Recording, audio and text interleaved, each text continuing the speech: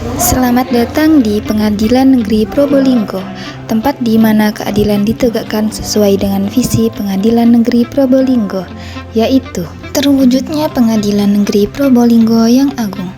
Dan misi 1. Menjaga kemandirian badan peradilan. 2. Memberikan pelayanan hukum yang berkeadilan kepada pencari keadilan. 3. Meningkatkan kualitas kepemimpinan badan peradilan. 4. Meningkatkan kredibilitas dan transparansi badan peradilan. Maka dari itu, sesuai dengan topik yang akan kita ambil yaitu alur persidangan di Pengadilan Negeri Probolinggo, mari kita telusuri alur persidangan yang ada di sini.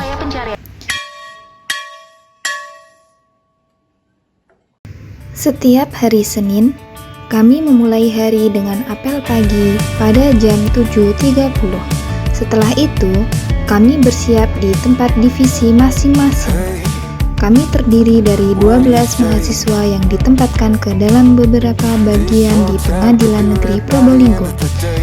Di antaranya yaitu Kepanitraan Pidana, Kepanitraan Perdata, Kepanitraan Hukum, Subbagian Umum dan Keuangan, serta Subbagian PTIP.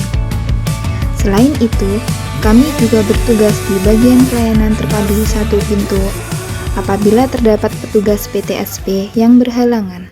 Pertama, kami akan menjelaskan mengenai alur persidangan pidana di Pengadilan Negeri Probolinggo.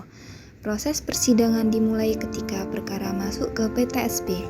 Perkara akan diperiksa apakah itu termasuk perkara pidana atau perdata. Jika perkara yang masuk merupakan kasus pidana, maka akan ditangani oleh petugas PTSP bagian pidana.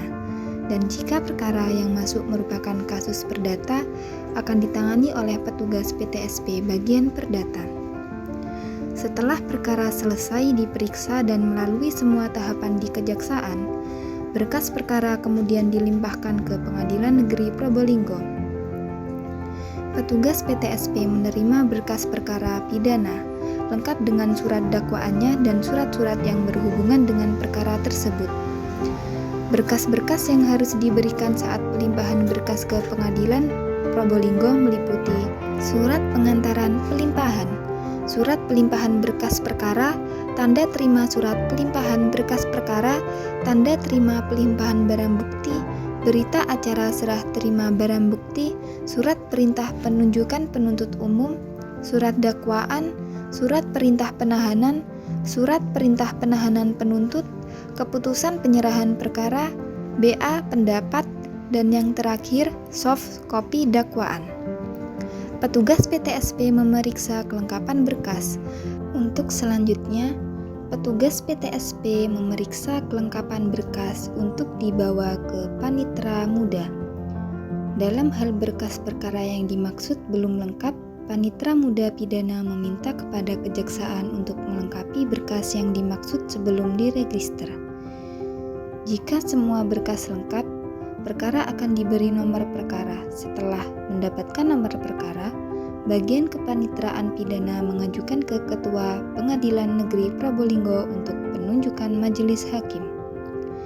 Pengadilan memeriksa, mengadili, dan memutus perkara dengan susunan majelis sekurang-kurangnya 3 orang hakim, kecuali undang-undang menentukan lain, dan susunan hakim sebagaimana dimaksud sebelumnya terdiri dari seseorang hakim ketua dan 2 orang hakim anggota.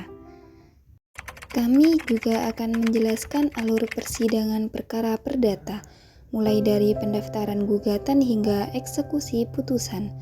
Setiap langkah dalam persidangan perdata ini sangat penting untuk memastikan keadilan bagi semua pihak. Langkah pertama yaitu pendaftaran perkara.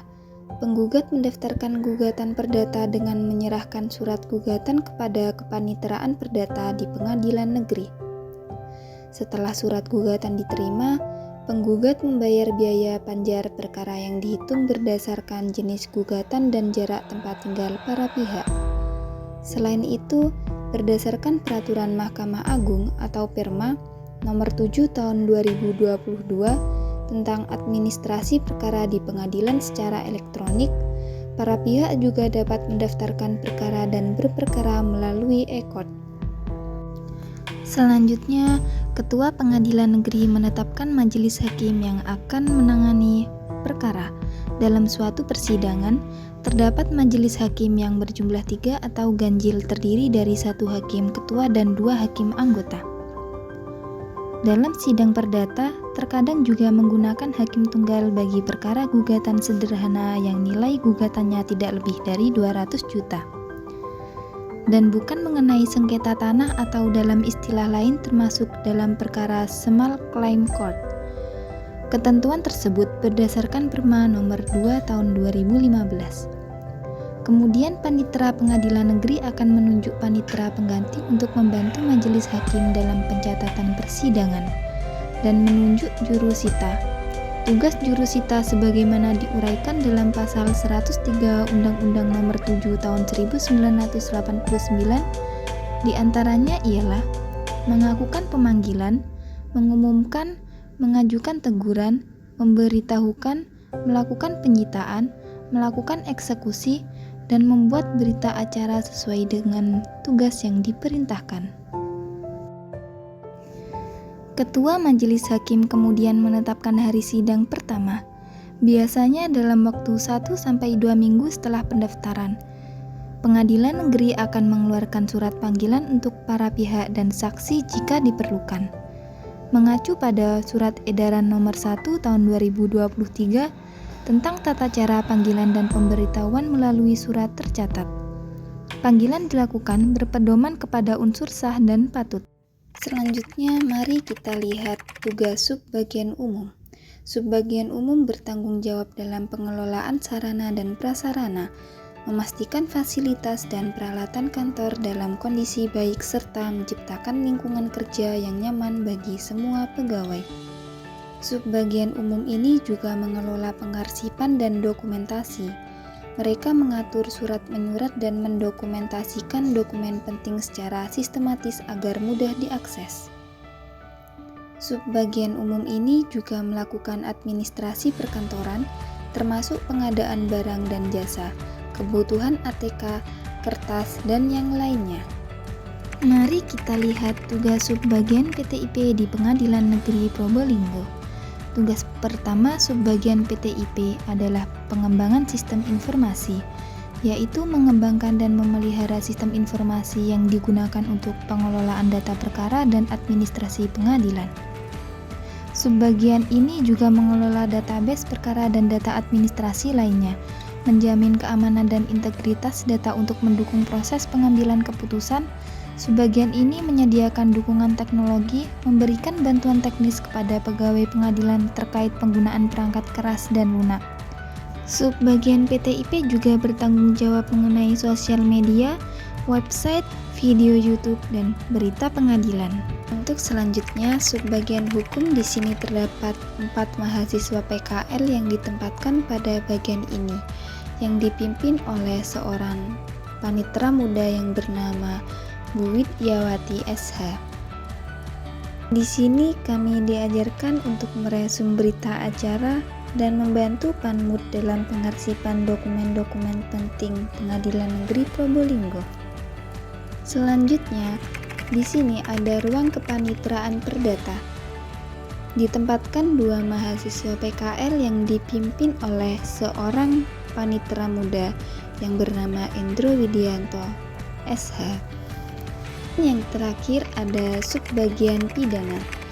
Terdapat 2 mahasiswa PKL yang ditempatkan pada bagian ini, yang dipimpin oleh seorang panitera muda bernama Riza Ahmadi SH. Terima kasih telah menyaksikan video kami mengenai alur persidangan di Pengadilan Negeri Probolinggo.